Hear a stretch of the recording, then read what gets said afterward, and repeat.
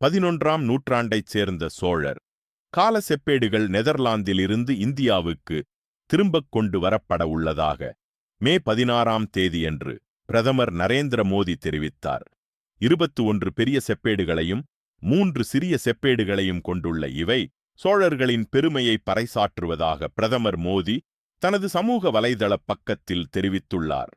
செப்பேடுகளை கொண்டு வருவதற்கு பலரும் பல்வேறு முயற்சிகளை நீண்ட காலமாக மேற்கொண்டாலும் தற்போது மட்டுமே சாத்தியமாகியுள்ளது என்கிறார் வரலாற்றாய்வாளரான குடவாயில் பாலசுப்பிரமணியம். சோழர் கால செப்பேடுகள் என்ன சொல்கின்றன? அவை நெதர்லாந்து சென்றதன் பின்னணி என்ன? சோழர் கால செப்பேடுகள் நெதர்லாந்துக்கு சென்ற பின்னணி, அதில் என்ன எழுதப்பட்டுள்ளன? பட மூலாதாரம் /நரேந்திரா மோடி. நெதர்லாந்தில் உள்ள லெய்டன் பல்கலைக்கழகத்தின் அருங்காட்சியகத்தில் சோழர் கால செப்பேடுகள் வைக்கப்பட்டிருந்தன. ஆனைமங்கலச் செப்பேடுகள் என அழைக்கப்படும் இவை சோழர்களின் வரலாறு குறித்த முக்கிய ஆவணமாக பார்க்கப்படுகின்றன. டச்சு கிழக்கிந்திய கம்பெனி மூலமாக இந்தியா வந்த நெதர்லாந்து நாட்டினர் பழவேற்காடு, சதுரங்கப்பட்டினம் உள்ளிட்ட சோழ மண்டலக் கடற்கரைகளில் உள்ள சில இடங்களில் சுமார் 2 நூற்றாண்டுகள் தங்களின் ஆதிக்கத்தை நிலைநிறுத்தினர். அப்போது இந்த செப்பேட்டுத் தொகுதிகள் இந்தியாவில் இருந்து நெதர்லாந்துக்கு கொண்டு செல்லப்பட்டுள்ளன. இந்திய தொல்லியல் கழகம் திங்கள் கிழமையன்று வெளியிட்டுள்ள அறிக்கையில் டச்சு காலனித்துவ ஆட்சிக் காலத்தில் சுமார் 300 ஆண்டுகளுக்கு முன்பு இந்தியாவில் இருந்து சோழர் கால செப்பேடுகள் எடுத்துச் செல்லப்பட்டதாக கூறியுள்ளது. 1862ஆம் ஆண்டு முதல் நெதர்லாந்தில் உள்ள லெய்டன் பல்கலைக்கழகத்தில் இவை பாதுகாக்கப்பட்டு வருவதாகவும் இந்திய தொல்லியல் கழகம் தெரிவித்துள்ளது. லெய்டன் அருங்காட்சியகத்தில் செப்பேடுகள் வைக்கப்பட்டிருந்தாலும் இந்தியாவில் ஆங்கிலேய ஆட்சியின் போதே இவை முழுதாக படிக்கப்பட்டு விட்டன எனக் கூறுகிறார் வரலாற்றாய்வாளரான குடவாயில் பாலசுப்பிரமணியம். இந்த செப்பேடுகள் 2 காலகட்டங்களில் எழுதப்பட்டுள்ளன. 21 செப்பேடுகளைக் கொண்ட முதல் தொகுதி ராஜேந்திர சோழனால் அளிக்கப்பட்டுள்ளது. 3 செப்பேடுகளைக் கொண்ட 2வது தொகுதி ராஜேந்திர சோழனின் பேரனான முதலாம் குலோத்துங்க சோழனால் வழங்கப்பட்டுள்ளது. ராஜேந்திர சோழன் வழங்கிய செப்பேடுகள் ஒரு மிகப்பெரிய வளையத்தால் இணைக்கப்பட்டுள்ளன. வளையத்தின் முகப்பு ராஜேந்திர சோழனின் முத்திரையால் இணைக்கப்பட்டுள்ளன. இந்த 21 செப்பேடுகளில் 5 சமஸ்கிருதத்திலும் 16 செப்பேடுகள் தமிழ் மொழியிலும் எழுதப்பட்டுள்ளன. தானமாக கொடுத்தவை தமிழ் மொழியிலும் மன்னரின் புகழ், வரலாறு பற்றி கூறுவது சமஸ்கிருதத்திலும் எழுதப்பட்டுள்ளது. சோழ நாடு தவிர்த்து மற்றவர்கள் அறிந்து கொள்ள வேண்டும் என்ற நோக்கில் சமஸ்கிருதத்தில் எழுதப்பட்டிருக்கலாம் என்கிறார் குடவாயில் பாலசுப்பிரமணியம்.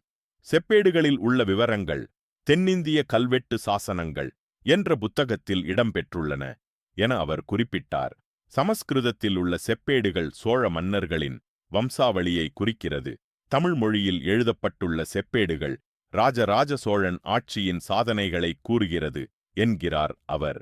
நாகப்பட்டினத்தில் அமைந்திருந்த சூடாமணி விகாரம் என்ற பௌத்த மடாலயத்துக்கு ஆனைமங்கலம் என்ற கிராமத்தை மானியமாக வழங்கியதை ஆவணப்படுத்தும் வகையில் கிபி 985 முதல் 1012 வரை செப்பேடுகள் வெளியிடப்பட்டுள்ளதாக இந்திய தொல்லியல் கழகம் தெரிவித்துள்ளது. பௌத்த மதத்துக்கு உதவிய சோழர்கள் ராஜராஜ சோழன் 21வது ஆட்சிக் காலத்தில் ஸ்ரீ விஜய நாட்டு மன்னனான மார விஜயதுங்கவர்மன் தன் தந்தை சூடாமணியின் பெயரால் நாகப்பட்டினத்தில் கட்டிய சூடாமணி விகாரத்துக்கு ஆனைமங்கலத்தைச் சுற்றியுள்ள கிராமங்களை தானமாக கொடுத்துள்ளார். இந்த தானத்தை செப்பேடுகள் மூலமாக ராஜேந்திர சோழன் தாமிர சாசனம் செய்துள்ளதாக கூறுகிறார் வரலாற்றாய்வாளர் குடவாயில் பாலசுப்பிரமணியன். முதலாம் குலோத்துங்க சோழன் வழங்கிய செப்பேடுகளில் பௌத்த விகாரத்துக்கு அளிக்கப்பட்ட தானத்தை தனது ஆட்சிக் காலத்தில் உறுதி செய்து தானத்தை விரிவாக்கி அளித்ததாக கூறுகின்றன. பெரிய ஆனைமங்கலம் செப்பேடு, சிறிய ஆனைமங்கலம் செப்பேடு என 2 தொகுதிகள் வருகின்றன.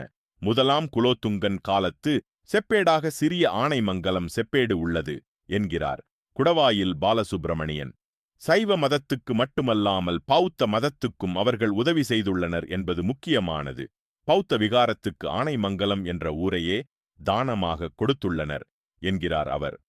பிபிசி தமிழிடம் தொடர்ந்து பேசிய அவர், சோழர் காலத்தில் ஊர்கள் எப்படியிருந்தன, அதிகாரிகள் எவ்வாறு நிர்வாகம் செய்தனர் என்பதை இந்தச் செப்பேடுகள் மூலம் அறியலாம் எனக் கூறுகிறார்.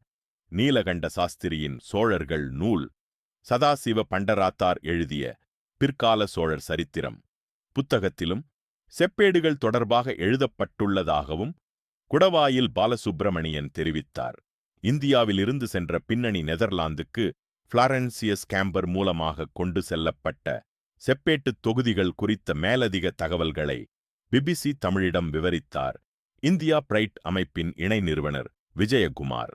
டச்சு ஆட்சிக் காலத்தில் கேம்பர் ஊழியம் செய்து வந்துள்ளதாக கூறும் விஜயகுமார், அவர் மூலமாக செப்பேடுகள் நெதர்லாந்து சென்றன என்கிறார்.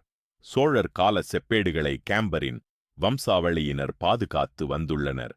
கேம்பரின் குடும்பத்தைச் சேர்ந்தவர்கள் ஹமேக்கர் குடும்பத்தினரிடம் திருமண உறவு வைத்துக் கொள்ளவே இந்த செப்பேடுகள் ஹமேக்கர் குடும்பத்தினர் வசம் வந்துள்ளது. 1862 ஆம் ஆண்டில் லெய்டன் அருங்காட்சியகத்துக்கு பேராசிரியர் எஸ்.ஏ. ஹமேக்கர் குடும்பத்தினர் சோழர் கால செப்பேடுகளை வழங்கியதாக கூறுகிறார் விஜயகுமார்.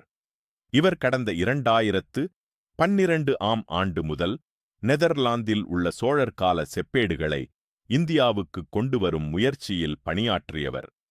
நெதர்லாந்துக்கு செப்பேடுகளை கேம்பர் கொண்டு வந்ததாக மட்டும் தகவல் உள்ளது. இதனை பொதுமக்களின் பார்வைக்கு அருங்காட்சியக பொறுப்பாளர்கள் வைக்கவில்லை என்கிறார் அவர். 2018 ஆம் ஆண்டில் செப்பேடுகளை பார்க்க விரும்புவதாக அருங்காட்சியகத்துக்கு தகவல் அனுப்பினேன். சுமார் 30 கிலோ எடை கொண்ட செப்பேடுகள் என்பதால் ஒரு டிராலியில் வைத்து தள்ளிக்கொண்டு வந்து காட்டினார்கள் என விஜயகுமார் கூறுகிறார். நெதர்லாந்தின் காலனி ஆதிக்கத்துக்கு உட்பட்டிருந்த நாடுகளில் இருந்து சேகரிக்கப்பட்ட அரும்பொருட்கள் குறித்து முடிவெடுப்பதற்காக ஆலோசனைக் குழு ஒன்று அமைக்கப்பட்டது.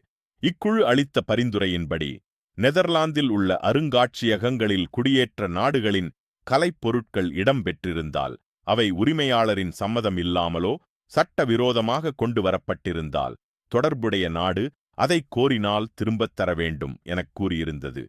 குடியேற்ற நாடுகளில் மேற்கொள்ளப்பட்ட தவறுகளை சரி செய்வது என்ற முடிவில் அடிப்படையில் இப்படியொரு முடிவை நெதர்லாந்து அரசு எடுத்தது என்கிறார் விஜயகுமார். இந்தோனீசியாவிலிருந்து எடுத்து வரப்பட்ட சிலைகளை நெதர்லாந்து திருப்பிக் கொடுத்தது.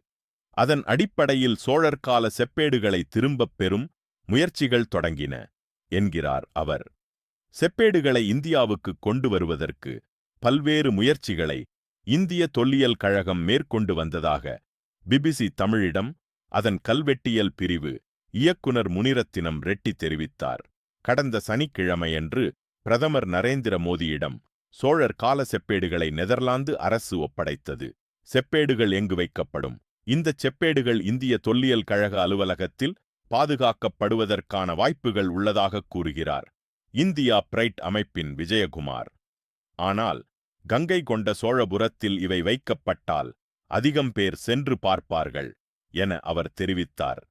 பிபிசி தமிழிடம் இது தொடர்பாக விளக்கம் அளித்த இந்திய தொல்லியல் கழகத்தின் கல்வெட்டியல் பிரிவு இயக்குனர் முனிரத்தினம் ரெட்டி, முதலில் செப்பேடுகள் வரவேண்டும், அதன் பிறகு அதனை எங்கு வைக்கலாம் என்பதை மத்திய அரசு முடிவு செய்யும் என்கிறார். இதுவரை வெளிநாட்டில் இருந்து வந்த அரும்பொருட்களை அந்தந்த மாநிலங்களுக்கே கொடுத்துள்ளோம் எனவும் அவர் தெரிவித்தார்.